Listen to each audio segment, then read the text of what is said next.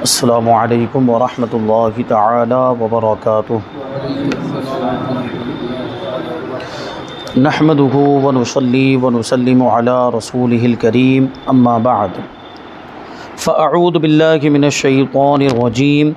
بسم اللہ الرحمن الرحیم۔ ان اللہ وملائکتہ یصلون علی النبی یا ایہا الذین آمنوا صلوا علیہ وسلموا تسلیما۔ اللہم صلی علی سیدنا ومولانا محمد معدن الجود والکرم وآلہ الکرام وابنہ الکریم وبارک وسلم صلاۃ وسلاما علیک یا رسول اللہ صلی اللہ تعالی علیہ وسلم۔ اب یہاں سے جمعہ کا بیان شروع ہو رہا ہے، اس کی کچھ فضائل اور اس کی کچھ خوبیاں بیان کریں گے۔ فرماتے ہیں کہ ہم کتنے خوش نصیب ہیں کہ اللہ پاک نے اپنے پیارے حبیب صلی اللہ علیہ وسلم کے صدقے ہمیں جمعۃ المبارک کی نعمت سے سرفراز فرمایا۔ افسوس ہم ناقدرے جمعہ شریف کو بھی عام دنوں کی طرح غفلت میں گزار دیتے ہیں، حالانکہ جمعہ یوم عید ہے، یعنی عید کا دن ہے، اور اس کو ہفتے کی عید کہا جاتا ہے۔ ہفتے کے جتنے دن ہوتے ہیں 7 دن، ان میں جمعہ کا دن جو ہے وہ عید کی حیثیت رکھتا ہے، اور جمعہ سید الایام ہے، یعنی دنوں کا سردار ہے۔ فرماتے ہیں کہ جمعہ سب دنوں کا سردار ہے۔ جمعہ کے روز جہنم کی آگ نہیں سلگائی جاتی، جمعہ کی رات دوزخ کے دروازے نہیں کھلتے، جمعہ کو بروز قیامت دلہن کی طرح اٹھایا جائے گا، جمعہ کے روز مرنے والا خوش نصیب مسلمان شہید کا رتبہ پاتا ہے اور عذاب قبر سے محفوظ ہو جاتا ہے۔ مشہور مفسر حکیم الامت حضرت مفتی احمد یار خان نعیمی رحمۃ اللہ تعالی علیہ کے فرمان کے مطابق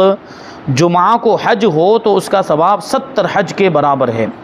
جمعہ کی ایک نیکی کا ثواب 70 گنا ہے۔ چونکہ جمعہ کا شرف اور فضیلت بہت زیادہ ہے،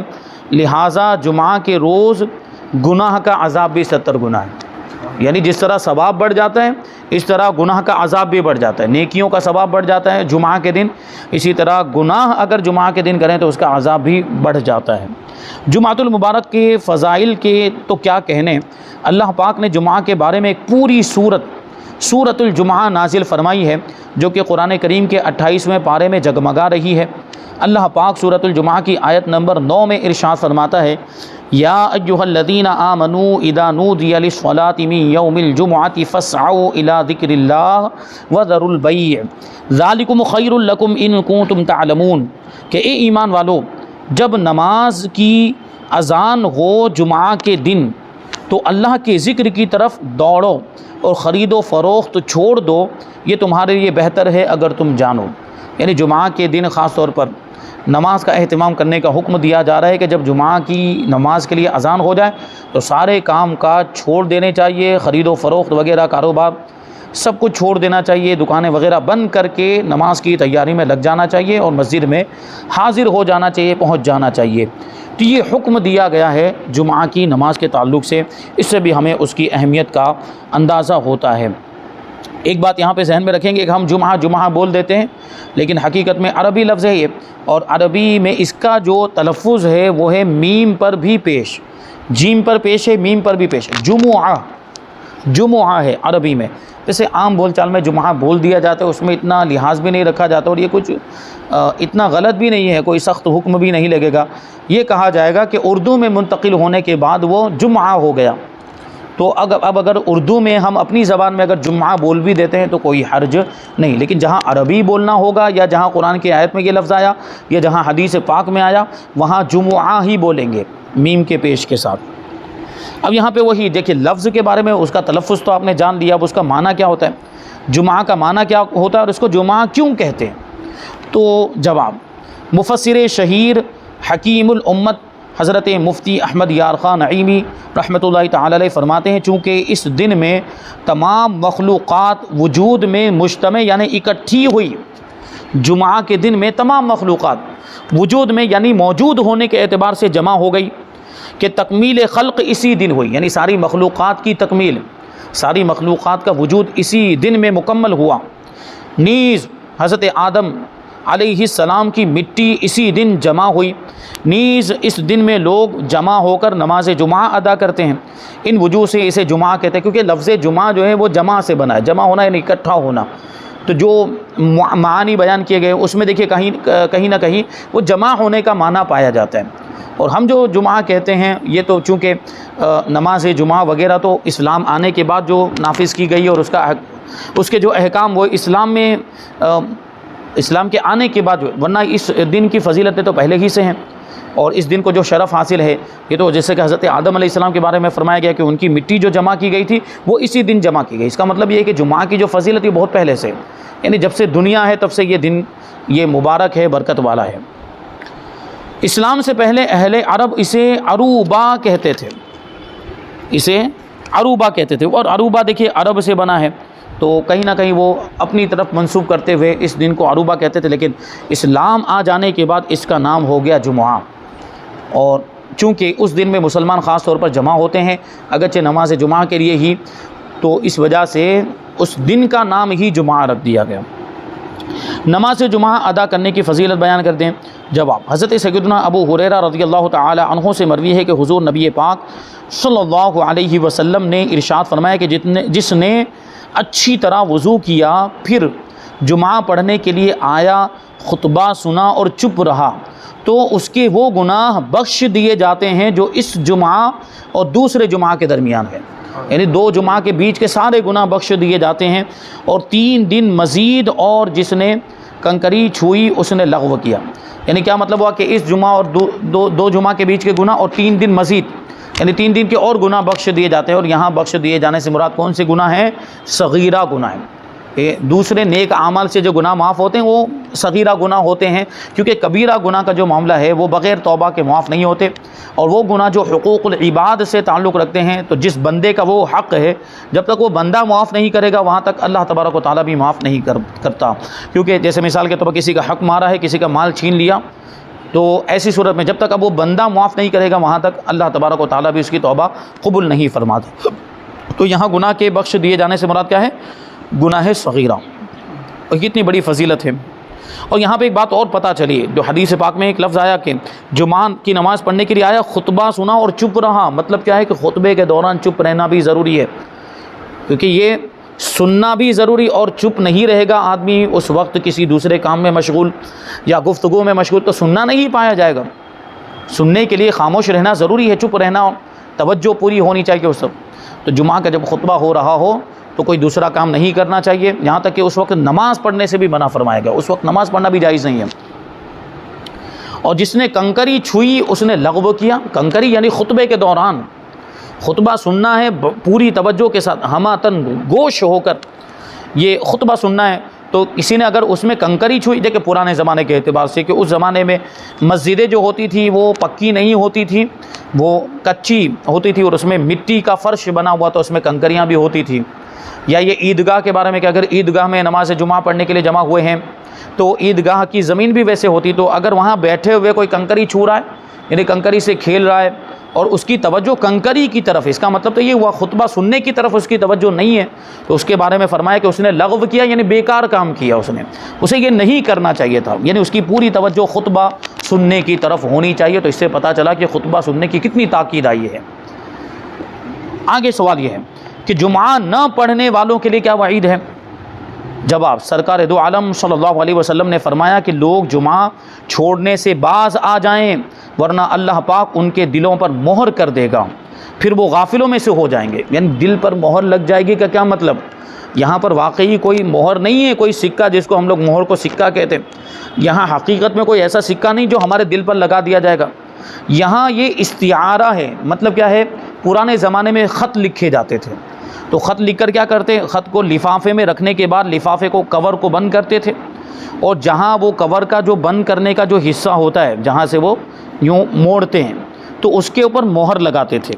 پرانے زمانے میں۔ جیسے ابھی وہ آپ لوگ دیکھتے ہوں گے پولیس والے جو کسی مکان وغیرہ کو سیل کرتے ہیں تو سیل کرنے میں وہ تالا لگاتے ہیں، تالا لگانے کے بعد وہ ایک ایسا کچھ کیمیکل ہوتا ہے، اس کیمیکل میں وہ مہر کو ایسے ڈباتے ہیں جو گاڑھا قسم کا کیمیکل ہوتا ہے، اور پھر اس کو وہ تالے کے اوپر مار دیتے ہیں، تو وہ ان کا وہ سکہ اس کے اوپر چھپ جاتا ہے، وہ مہر اس کے اوپر تو یہ پہلے پرانے زمانے میں روشنائی کے اندر اس کو ایسے ڈباتے تھے اور یہ اس کے اوپر لگا دیتے تھے، یہ لفافے کے اوپر، کور کے اوپر لگا دیتے، یہ اس کو کہتے تھے مہر بند کرنا، یعنی کیا کر دیا کہ اس کو اب کوئی کھول نہیں سکتا، یہ اس کو اب وہی کھول سکتا ہے جس کے نام پر یہ خط لکھا گیا، یعنی اس کو بند کر دیا گیا، کسی کو اس کو کھولنے کی اجازت نہیں۔ تو یہاں دلوں پر مہر لگا دینے کا مطلب کیا ہوا کہ دلوں کو بند کر دیا گیا گویا کہ، اور دل کو بند کر دینے کا پھر مطلب کیا ہوا، یعنی اب وہ دل ایسا ہو جائے گا جو حق قبول نہیں کر پائے گا، ہدایت قبول نہیں کر پائے گا، اس کی یہ ساری صلاحیتیں ختم ہو جائے گی، اسی لیے تو فرمایا کہ وہ غافلوں میں سے ہو جائے گا۔ پھر تو اس سے بری بات کیا ہو سکتی ہے کہ حق بھی قبول نہ کر پائے، اپنی اصلاح نہ کر پائے، غافلوں میں سے ہو جائے۔ تو نماز جمعہ سے کبھی بھی غفلت نہیں برتنی چاہیے، نماز جمعہ کی پابندی کرنی چاہیے۔ اب اس کا یہ مطلب نہیں ہے کہ نماز جمعہ پڑھ لی، باقی کی 5 نمازوں کو چھوڑ دیا جائے، جیسے کہ اس زمانے میں معاملہ چل رہا ہے کہ نماز جمعہ کا تو خوب اہتمام، اور نماز جمعہ کی خوب پابندی کرتے ہیں، نماز جمعہ کی نماز تھوڑی چھوڑنے کی، لیکن 5 وقت کی نمازیں چھوٹ جائے تو اس کی کوئی فکر نہیں ہے ان لوگوں کو۔ تو جس طرح جمعہ کی نماز فرض ہے، اسی طرح 5 وقت کی نمازیں بھی فرض اور ضروری ہے۔ تو جمعہ پڑھتے ہیں تو یہ بھی پڑھنا ہے، 5 وقت کی نمازیں بھی پڑھنی ہیں۔ تو جمعہ کا خاص طور پر اہتمام ہونا چاہیے، لیکن اس کا مطلب یہ ہے کہ 5 وقت کی نماز کے ساتھ جمعہ کا اہتمام ہونا چاہیے، تب اس کے جو بھی ثواب اور جو بھی اس کی فضیلتیں بیان کی گئی وہ حاصل ہوں گی۔ اب آگے سوال ہے کہ جمعہ کس پر واجب ہے اور اس کے کیا شرائط ہیں؟ جواب، جمعہ واجب ہونے کے لیے 11 شرطیں ہیں۔ پہلے نمبر پر شہر میں مقیم ہونا، مسافر پر جمعہ کی نماز فرض نہیں ہے، مسافر کو رخصت دی گئی، جبکہ یہ مسئلہ اگر لوگوں کے سامنے بیان کیا جائے، جیسے میں نے ابھی کہا کہ جمعہ کو بہت ضروری سمجھتے ہیں، اگر جمعہ کے دن کوئی سفر میں جا رہا ہو تو اس کو برا جانتے ہیں، یہ سفر میں تم جا رہے ہو تو جمعہ کی نماز تمہاری چھوٹ جائے گی، اور سفر کے بارے میں بھی پتہ نہیں کیا ایسا تصور بنا ہوا ہے لوگوں کا کہ نہیں سفر میں تو نماز پڑھنی ہی نہیں ہے، سفر میں بالکل نماز کو بھول ہی جاتے ہیں، نماز کا خیال بھی نہیں آتا۔ تو انہوں نے اپنا جو ذہن بنایا ہوا ہے وہ یہ ہے کہ سفر میں جاتا ہے تو آدمی نماز نہیں پڑھتا ہے، کیونکہ خود وہ یہ کرتا ہوگا، جو بولنے والا، جو اعتراض کرنے والا ہے وہ خود سفر میں نماز نہیں پڑھتا ہوگا۔ تو جب جمعہ کے دن اگر کوئی سفر کرتا ہے تو اس کو لوگ برا سمجھتے ہیں کہ جمعہ کے دن کیوں سفر کرے، کہ جمعہ کی نماز چھوٹ جائے گی، تو کیا سفر کے اندر نماز نہیں پڑھی جا سکتی؟ جمعہ نہیں پڑھا جا سکتا لیکن ظہر تو پڑھی جا سکتی ہے، اور مسافر پر جمعہ فرض ہی نہیں ہے، وہ ظہر ہی پڑھے گا۔ مسافر یعنی شرعی مسافر، جس کے کچھ مسائل اس سے پہلے بیان ہوئے، تو اس کو رخصت دی گئی ہے، اس کے لیے یہ رخصت کہ جمعہ کی نماز اس پر فرض نہیں ہے، وہ جمعہ کی جگہ پر ظہر پڑھے گا۔ ہاں اگر کہیں پہنچ جاتا ہے، سکون اور اطمینان کی جگہ ہے، وہاں مسجد میں پہنچ کر اگر جہاں جمعہ ہو رہا ہے، شہر ہے، دوسرے شرائط پائے جا رہے ہیں اور امام کے پیچھے وہ جمعہ کی نماز پڑھتا ہے تو اس کی جمعہ کی نماز ہو جائے گی، اگرچہ اس کو رخصت دی گئی ہے جمعہ چھوڑنے کی، لیکن اگر وہ جمعہ کی پڑھے گا تو وہ جمعہ ہی کی ہوگی اور ظہر ساقط ہو جائے گی۔ اس کا یہ مطلب نہیں ہے کہ وہ مسافر ہے اور اس کو جمعہ چھوڑنے کی اجازت دی گئی ہے تو وہ جمعہ پڑھے تو اس کے بعد ظہر بھی پڑھنی پڑے گی، ایسا نہیں ہے۔ اگر اس نے جمعہ کی نماز پڑھ لی تو ظہر کی نماز اس کی ساقط ہو جائے گی، یہ مسافر کا حکم ہے۔ اور سفر کی حالت میں بھی ساری نمازیں پڑھنی ہے، ایسا نہیں کہ صرف جمعہ۔ تو جس طرح جمعہ کے بارے میں ان کو یہ خیال آتا ہے اور اس کو اتنا برا سمجھتے ہیں کہ جمعہ کے دن سفر کریں گے تو جمعہ کی نماز چھوٹ جائے گی، تو دوسری نمازوں کے بارے میں یہ خیال کیوں نہیں آتا؟ وہ بھی تو فرض ہیں، وہ بھی ان کا بھی تو پڑھنا ضروری ہے۔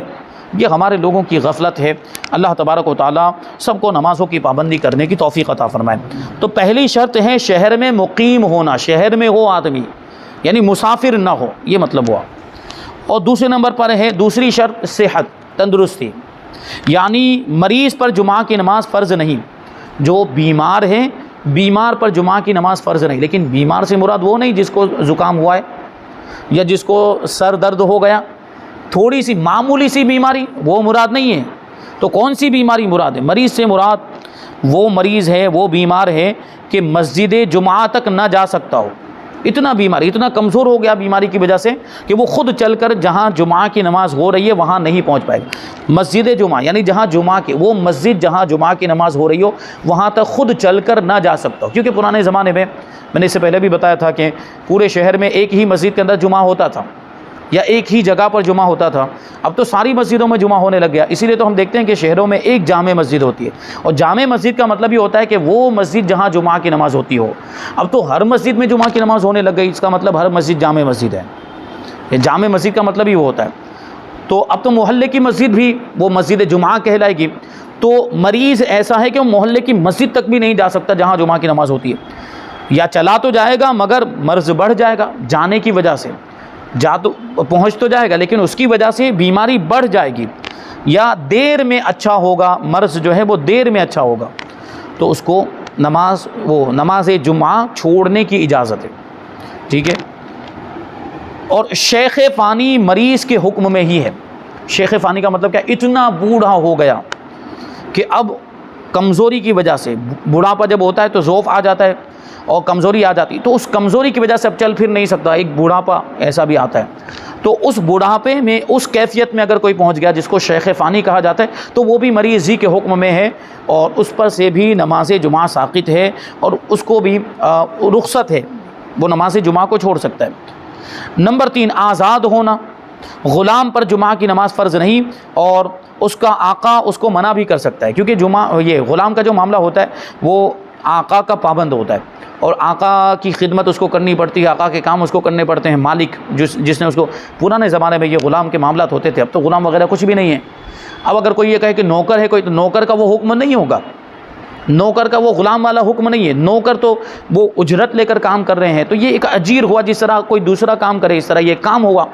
یہ غلام کے حکم میں نہیں ہوگا۔ نوکر، سرونٹ وغیرہ، کوئی کہے کہ وہ جیسے غلام کو رخصت دی گئی تو مجھے بھی رخصت ملنی چاہیے کہ میں بھی نوکری، تو نوکری تو پھر دوسرے لوگ بھی کر رہے ہیں، دوسرے کام بھی جو جاب کرتے ہیں اس کو بھی ایک نوکری کہا جاتا ہے، تو اجرت لے کر، تو وہاں رخصت نہیں ہے جمعہ چھوڑنے کی، تو یہاں بھی نہیں ہوگی۔ یہ غلام کا معاملہ جو پرانے زمانے میں ہوتے تھے، غلام جس کو خریدا جاتا تھا باقاعدہ اور آقا اس کا مالک ہوتا تھا۔ نمبر 4، مرد ہونا، مطلب کیا ہوا کہ عورت پر جمعہ کی نماز فرض نہیں ہے۔ اور نمبر 5، بالغ ہونا۔ نابالغ چونکہ شریعت کا مکلف ہی نہیں ہے،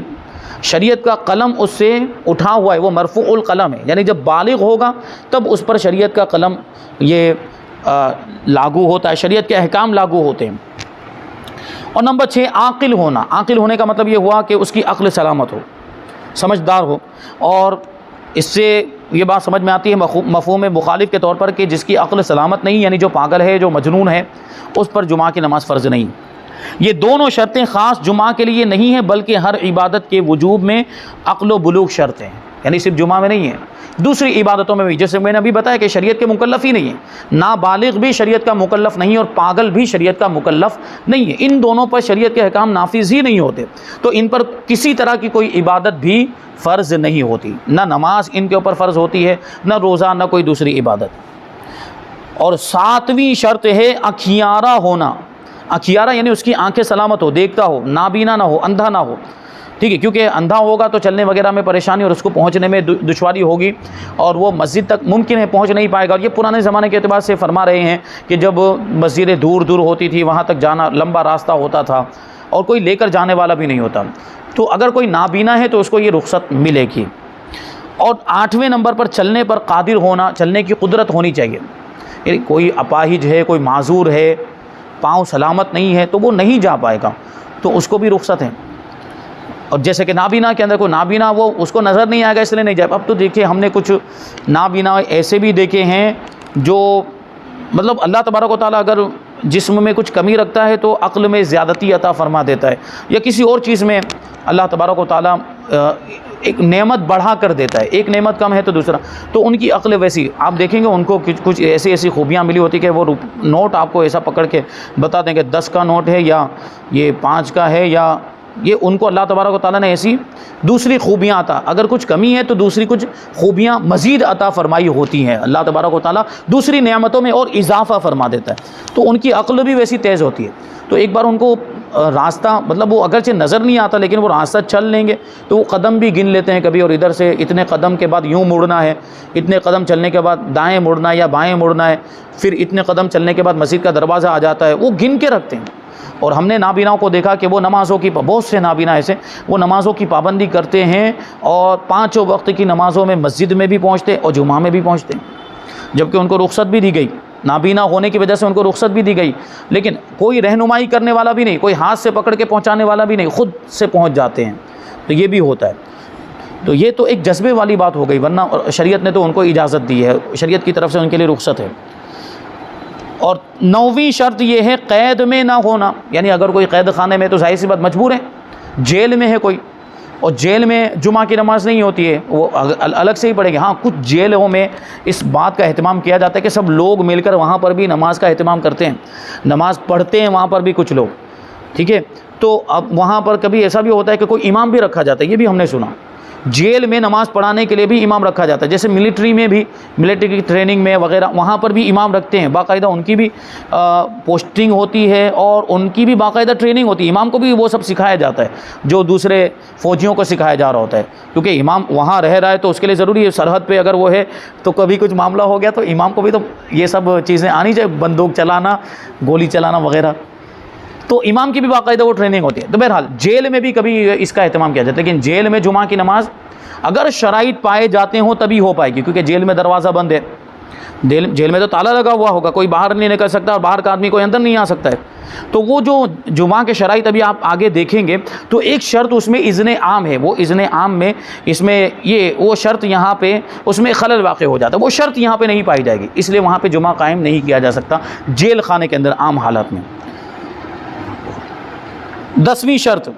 بادشاہ یا چور وغیرہ کسی ظالم کا خوف نہ ہونا. کیا مطلب ہوا کہ ہم جاتے ہیں, اگر مسجد جانا چاہتے ہیں تو راستے میں چور ہے یا راستے میں ڈاکو ہے جو ہمارا مال لوٹ لے گا, یا جائیں گے تو بادشاہ ظالم ہے وہ ظلم کرے گا, اس کے ظلم سے بچنے کے لیے مسجد میں نہیں جانا چاہتے تو اس کو اجازت ہوگی. 11 نمبر پر میہ یا آندھی یا اولے یا سردی کا نہ ہونا, یہ بھی ایک شرط ہے. اس کا مطلب کیا ہوا کہ خوب زوردار بارش ہو رہی, موسلا دھار بارش ہو رہی ہے, کیچڑ کیچڑ ہو گیا ہے کہ جانے میں بڑی دشواری ہوگی, یا آندھی چل رہی ہے, بہت بڑا طوفان آیا ہوا ہے, یا اولے برس رہے ہیں, یا سخت سردی کا موسم ہے کہ گھر سے باہر نکلنا دشوار ہے اور کوئی دوسرے اسباب بھی نہیں ہے کہ جس کی وجہ سے سردی سے بچا جا سکے, تو ان ساری صورتوں میں رخصت ہوتی ہے. یعنی سردی کا نہ ہونا کا مطلب کیا ہے کہ اس قدر سردی کہ ان سے نقصان کا خوف صحیح ہو. یہ چیزیں جو بتائی گئی, یعنی سخت بارش ہے یا بہت زیادہ طوفان آندھی ہے یا اولے برس رہے ہیں یا سردی, اور ان سے صحیح نقصان ہونے کا اندیشہ ہے, تب جمعہ چھوڑنے کی اجازت ہے اور جمعہ کی جگہ پہ پھر وہ ظہر کی نماز پڑھیں گے. تو بہرحال یہاں پر یہ کچھ مسائل بیان کیے گئے, ابھی اور چیزیں باقی ہیں, جیسے جمعہ فرض نہ ہونے کے باوجود پڑھ لینا کیسا ہے, یہ جو ابھی بیان کیا, پھر ان میں سے کوئی ایک شرط اگر نہیں پائی جا رہی ہے تو جمعہ فرض نہیں ہے. جو شرطیں بتائی گئی ان میں سے کوئی شرط اگر نہیں پائی جا رہی ہے تو جمعہ نہ پڑھنے کی بھی اجازت ہے, رخصت ہے. تو اس کی جگہ پر اگر کوئی ظہر پڑھ لیتا ہے تو ظہر تو ظاہر سی بات ہو گیا, لیکن اگر جمعہ اس کے باوجود رخصت ہونے کے باوجود اگر کوئی جمعہ پڑھتا ہے تو جمعہ کی نماز ہوگی کہ نہیں ہوگی, یہ سوال. جیسے مسافر کے بارے میں تو میں نے بتا دیا, وہ مسئلہ تو آ ہی گیا, اور بھی بہت سارے مسائل ہیں, انشاءاللہ ان کو ہم آئندہ درس میں شامل کریں گے. اللہ تبارک و تعالیٰ کی بارگاہ میں دعا ہے کہ جو کچھ بھی بیان ہوا اس پر ہم سب کو عمل کرنے کی توفیق عطا فرمائے. وما علینا الا البلاغ. السلام علیکم.